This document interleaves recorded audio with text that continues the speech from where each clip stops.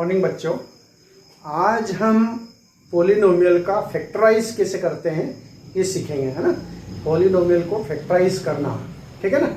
जैसे मैंने कुछ क्वेश्चन लिए, जैसे फैक्टराइज मिडिल टर्म को स्प्लिट करके फैक्टराइज करते हैं।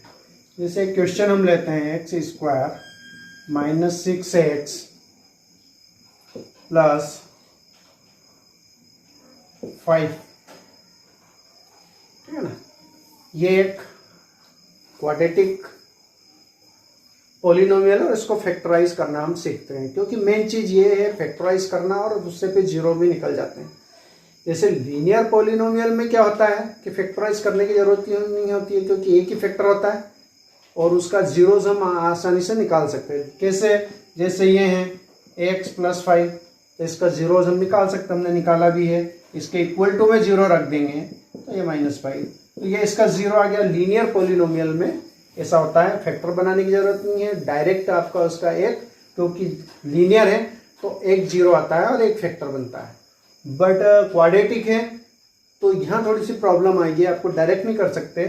तो इसमें इसको मिडिल टर्म को स्प्लिट करके कैसे फाइंड करते हैं, ये दो जीरोस फाइंड भी कर सकते हैं या दो फैक्टर बना भी सकते हैं, जिसको बोलते हैं हम फैक्टराइज द पॉलिनोमियल। जब फैक्टराइज करते हैं तो उसका जीरोस आ जाता है, ठीक है ना। इसको कैसे फैक्टराइज करेंगे ये आपको समझना है, बहुत ही ध्यान से समझना है, क्योंकि मेन इस चैप्टर में ये है कि इसको समझ लिया तो बहुत सारे क्वेश्चन आप सॉल्व करेंगे। तो फैक्टराइज करना आपको अच्छी तरह आना चाहिए, ठीक है ना। इसको बिल्कुल ध्यान से समझें। सबसे पहले आते हैं अपन कि ये होता है आपका मिडिल टर्म, ये होता है लास्ट, राइट। तो ए से दो नंबर सिलेक्ट करना है जिनका मल्टीप्लाई, अब कौन कौन से नंबर मैं अब बता दूं आपको कि ये यहां पर आपको उसमें भी प्रॉब्लम आ रहा है सर ए और बी की वैल्यू। एक्स स्क्वायर के साथ जो भी कोफिशिएंट होता है एक्स स्क्वायर का वो ए होता है, एक्स का कोफिशिएंट बी होता है यहाँ, और ये सी होता है कांस्टेंट, राइट। तो b का कोफिशिएंट पूछना है तो -6 लिखेंगे, राइट। अब जो c वाला पार्ट है और ये a वाला पार्ट है, यहाँ 1 है, इसलिए यहाँ पर इतनी प्रॉब्लम वाली बात नहीं है। यहाँ यदि 2 होगा तो 5 2 जा 10, तो 1 × 5, ये रफ वर्क करेंगे अपन एक साइड में कहीं। यहाँ 1 लिखा है ऑलरेडी, 1 नहीं भी लिखेंगे चलेगा। 1 × 5 करेंगे तो क्या आ जाएगा 5। तो a से दो नंबर और सिलेक्ट करना है। सॉरी, इसको थोड़ा सा मैं चेंज कर देता हूं, यहाँ 5 आ जाएगा 6, ठीक है ना। तो 6 1 जा 6, ऐसे दो नंबर और लाना है जिनको इंटू करें तो 6 आए, लेकिन प्लस करें तो 5 आए, या माइनस करें तो 5 आए। ये ध्यान रखना, या तो प्लस करने पे 5 आना चाहिए या माइनस। अब एक चीज और ध्यान रखना, ये भी प्लस का है ये भी प्लस का है, तो 1 × 6 6 आपका प्लस का है। ये रफ वर्क करना है। अब हम देखें कि ऐसे दो नंबर चूज करें, कहीं से भी लाएं जिनको इंटू करें तो भी 6 आए, लेकिन प्लस करें तो 5 आए, या माइनस करें तो 5 आए। ये सोचने वाली बात है। इसको सोच लिया तो बहुत सारे क्वेश्चन आप सॉल्व कर सकते। तो हम दो नंबर ऐसे लेते हैं जिनका सम 5 है, तो बहुत सारे नंबर है, लेकिन पहले इंटू करते हैं तो ऐसे दो, जैसे एक तो 1 और 6 होता ही है। अब हमने ले लिया, जैसे 6 - 1 करेंगे तो 5 आ जाएगा, और 6 का 1 में इंटू करें तो 6 आ भी रहा है, और 6 × -1 करेंगे तो -6 आएगा, लेकिन अपने को चाहिए किसका, प्लस का 6। तो यहाँ प्रॉब्लम आती है, यहाँ आप कंफ्यूज भी हो जाते हैं कि सर हमने 6 रख लिया तो यहाँ 6 तो प्लस का आ रहा है, क्योंकि ये भी प्लस का ये भी प्लस का, लेकिन यहाँ हमने ये माइनस साइन लगाने से 6 - 1 करने से 5 आता है, तो ये 5 तो आ गया, लेकिन 6 का -1 इंटू करेंगे तो -6। तो ये वाले दो नंबर नहीं लेंगे, दूसरे दो नंबर लेंगे जिनका इंटू 6 आता हो। तो दूसरे दो नंबर ये होते हैं 2 × 3, है ना। तो 2 × 3 क्या होता है 6। अब इनको दोनों को प्लस करके देखेंगे तो 5 आ जाएगा, और माइनस करके देखेंगे तो -1 आएगा, और हमें चाहिए 5 प्लस का। बी बनाना है, ये बी है, ए और सी का मल्टीप्लाई करने हैं, है ना। या उनको प्लस या माइनस करें। तो आप एक बार और मैं समझा देता हूँ। सबसे पहले फर्स्ट और लास्ट ए और सी, इनको ए वाले बोलते हैं, ए और ये सी। ए और सी का मल्टीप्लाई करके देखें, जो भी आता हो। जैसे यहाँ आया है 6, तो दो नंबर पहले तो उनको ही प्लस माइनस करके देख लें। इनको प्लस करेंगे तो 7 आ जाएगा। हमें ये वाला नंबर चाहिए बी वाला, या इनको माइनस करेंगे तो 5 तो आ जाएगा, लेकिन उनका मल्टीप्लाई गलत है ना। मैंने बताया कि 6 - 1 करेंगे तो 5, प्लस भी कर सकते हैं माइनस, तो पहले हमने माइनस करके देख लिया कि 5 आ जाएगा, क्योंकि प्लस करने पे तो 7 आ रहा है। तो प्लस नहीं करके फिर माइनस करके देखते हैं। जब माइनस करा तो 5 आ गया, तो सर ये लेना चाहिए फिर 6 और 1। लेकिन यहाँ पर 6 और ये माइनस का 1 है, तो इंटू करेंगे तो क्या -6 आना चाहिए, और इंटू यहाँ प्लस का 6 है। ये चीज़ ध्यान रखना है। तो फिर ये वाला हम हटाते हैं। फिर 2 और 3 लिया तो 2 3 या 6 प्लस का आया, दोनों प्लस के भी हैं, और दोनों को सम किया तो 5 भी आ गया। तो ये वाले नंबर हम सिलेक्ट करेंगे। तो अब कैसे करेंगे? तो यहाँ हमने इम्प्लाइज दैट का साइन लगाना है। एक्स स्क्वायर, मिडिल टर्म को ही स्प्लिट करना है, इसलिए हम यहाँ कुछ नहीं लिखना है। 5 को क्या लिखना है? 2 + 3 ब्रैकेट यूज कर लें आप, केवल 5 की जगह। एक्स बाहर है जैसा एज इट इज है, ये 6 एज इट इज ऐसे कैसे लिख देंगे। हमने करा कुछ नहीं है, दो नंबर ऐसे लिए हैं जो 5 को 2 + 3 करने पे आता है, और 2 × 3 करेंगे तो 6 आ जाएंगे।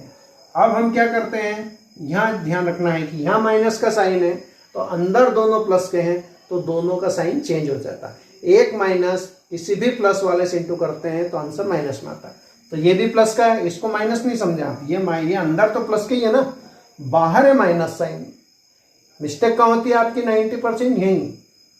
-2, ये अंदर के दोनों के साइन चेंज हो जाएंगे, तो दोनों प्लस के हैं अंदर। आप ये मत समझो कि सर 2 माइनस का है। 2 माइनस का नहीं है, ब्रैकेट के अंदर देखें आप, ब्रैकेट के अंदर तो प्लस ही है, तो दोनों माइनस के हो जाएंगे। तो -2 और इस x का भी इंटू हो जाएगा, दोनों का इंटू होगा। -2x और फिर -2 - 3x + 6। अब 4 स्टेप हो गए, मिडिल टर्म ऐसे चेंज कर दी। ये दोनों और ये दोनों दो पेयर बन गए हैं, इसमें से कुछ कॉमन आएगा और इसमें से कुछ कॉमन आएगा। अब कॉमन कैसे लेते हैं? तो कॉमन लाना है तो आपको यहाँ भी x है, यहाँ पे भी x है, तो x तो कॉमन आता ही है, तो x तो हम पहले लिख दिए। अब यहाँ 1 है 2, तो 1 और 2 का HCF 1 ही होता है, या 1 और 2 किसी टेबल में नहीं आते हैं। 1 के टेबल में ही 1 आता है और 1 के टेबल में 2 आता है। तो यहाँ कुछ दूसरा नंबर कॉमन नहीं ले सकते। x लिया तो x स्क्वायर में से x यहाँ बचेगा, ठीक है ना। फिर -2 बचा, क्योंकि ये x कॉमन आ गया, ये भी। आप समझते कि एक कॉमन का मतलब क्या होता है? कॉमन है ना, जो दोनों में मिलती चीज है वही तो बाहर निकालेंगे। ऐसा नहीं कि यहाँ सर x का x से लिखेंगे, भाई यहाँ से भी एक x बाहर निकलेगा, यहाँ से भी एक निकलेगा। तो क्या बचा यहाँ देखिए, ax -2, ठीक है। अब यहाँ क्या साइन लगा है? माइनस साइन लगा है। फिर इन दोनों में देखें आपकी x तो इधर तो है ही नहीं, तो इसमें तो x कॉमन आता है भी नहीं है, क्योंकि दोनों साइड में x नहीं होता है। तो फिर ये नंबर देखते हैं 3 और 6। तो 3 और 6 में कॉमन क्या आता है? 3 के टेबल में 6 आता है। 3 और 6 का HCF निकालेंगे तो 3 आएगा, तो 3 कॉमन लिया। तो यहाँ क्या बचा? 3 कॉमन आ गया, तो यहाँ बचा x, और 3 2 जा 6 होते तो यहाँ बचेगा 2। अब ये चीज़ है कि यहाँ मैं कौन सा साइन लगाऊं, अभी इसलिए नहीं लगाया है कि आपको समझ में नहीं आएगा कि सर क्या साइन लगाना था। एक चीज ऑलरेडी कॉमन आ गई है, यहाँ माइनस मैंने लिख दिया ना, इसका मतलब यहाँ माइनस कॉमन आ गया। प्लस होता तो प्लस वाले से कोई फर्क नहीं पड़ता, यहाँ प्लस है तो अंदर वाले साइन में कोई फर्क ही नहीं पड़ेगा, लेकिन माइनस अनजाने में ही कॉमन आ गया, क्योंकि माइनस था तो हम तो माइनस लगा ही देते। तब यहाँ माइनस कॉमन आया, लिया तो 3 कॉमन था, माइनस भी कॉमन आ चुका है, तो फिर अंदर के साइन बदलेंगे। तो ये पूरा माइनस का था, तो ये x किसका हो गया? प्लस का। और ये जब प्लस का है तो यहाँ क्या हो जाएगा? माइनस का। यहाँ आपको आप मिस्टेक करोगे ही, ये मुझे पता है, इसलिए ये मैंने बार बार आपको बताया है कि यहाँ यदि प्लस होगा तो कोई टेंशन नहीं है, क्योंकि प्लस वाले से कोई साइन बदलते नहीं है। लेकिन यहाँ माइनस है और ऑलरेडी अपना आप कॉमन आ गया है, तो जब कॉमन आ जाता है तो इनके अंदर के साइन फिर बदलेंगे। तो ये माइनस है तो प्लस हो गया, और ये प्लस है तो माइनस। अब ये देखिए, दोनों ब्रैकेट के अंदर नंबर सेम आते हैं, सेम आते हैं तो फिर ये सेम नंबर आ गया, यानी कि कॉमन आते हैं। और कॉमन आ गया मतलब कॉमन लेना है, कि ये कॉमन ले लिया, दोनों जगह से कॉमन ले लिया, तो अगले ब्रैकेट में क्या बचेगा, x, और जो भी साइन लिखा है ये -3। ये बन गए दो फैक्टर। समझ में आया आपको फैक्टर कैसे बनाते हैं? ये दो फैक्टर बने। इनटू में जो भी नंबर होता है फैक्टर, यानी यदि आपको दे दिया है 10 तो 10 के फैक्टर बनाइए, तो ये दो फैक्टर होते हैं, 2 × 5, कुछ भी हो सकता है, 1 × 10 भी फैक्टर ही है ना। ये दो फैक्टर ही बनेंगे, इसके अलावा नहीं बनेंगे, क्योंकि 1 की टेबल में आता है या 2 की टेबल में। तो ऐसे ही ये दो फैक्टर बने, इनका मल्टीप्लाई करेंगे वापस यहाँ आ जाएंगे, है ना। तो ये होते हैं फैक्टर्स। और भी आपको बताएंगे, एक क्वेश्चन और मैं बता देता हूँ कि किस टाइप से करते हैं, ध्यान रखना है, उसमें आपको और क्लियर हो जाएगा। ये नेक्स्ट क्वेश्चन लिया है मैंने, आपकी बुक का ही है, 12x² - 7x + 1। वही मैंने बताया था कि पहले इसका दोनों का मल्टीप्लाई करके देखें, दोनों प्लस के हैं, 12 आ गया। और भी के दो नंबर ऐसे चूज करें। अच्छा, पहले इनको ही भी कर सकते हैं, पहले इन दोनों को 12 + 1 करेंगे, 13 आ गया। हमें क्या चाहिए, 7। 12 में से 1 माइनस किया, 11 आया, है ना। तो हमें चाहिए 7, इसलिए ये दोनों काम नहीं आएंगे। दूसरे कोई दो नंबर लेते हैं, तो हमने लिया है 6 × 2 = 12, ये भी 12 होते हैं, 6 × 2 = 12। अब 6 और 2 को प्लस करके देख लें तो 8 आएगा, माइनस करके देखें तो 4 आएगा, फिर 7 नहीं आ रहा है। दूसरे दो नंबर देखते हैं, 4 × 3 = 12, है ना। अब 4 और +3 को प्लस करेंगे तो 7 आ जाएगा, और माइनस करेंगे तो 1 आएगा। तो प्लस करने वाला हमारा काम आ जाएगा, 4 + 3 7 होते हैं, और 4 × 3 = 12। तो ऐसे आपको कुछ नंबर चूज करना पड़ेगा। तो मैंने क्या लिया, यहाँ पर पूरा ब्रैकेट लगा दिया, right. Minus sign as it is है, माइनस को मैंने कुछ नहीं किया है। 7 की जगह 4 + 3 लिखा है, x की जगह पर x लिखा है, और ऑलरेडी 1 की जगह पर 1। अब फिर हमें यहाँ माइनस दे रखा है, तो माइनस का इनके बताया था कि दोनों के साइन जो भी हो प्लस के हो तो माइनस हो जाएंगे। तो ये -4x फिर -3x, इस x का भी इंटू होगा और माइनस का भी, तो दोनों माइनस के हो गए। ये एज इट इज है 1।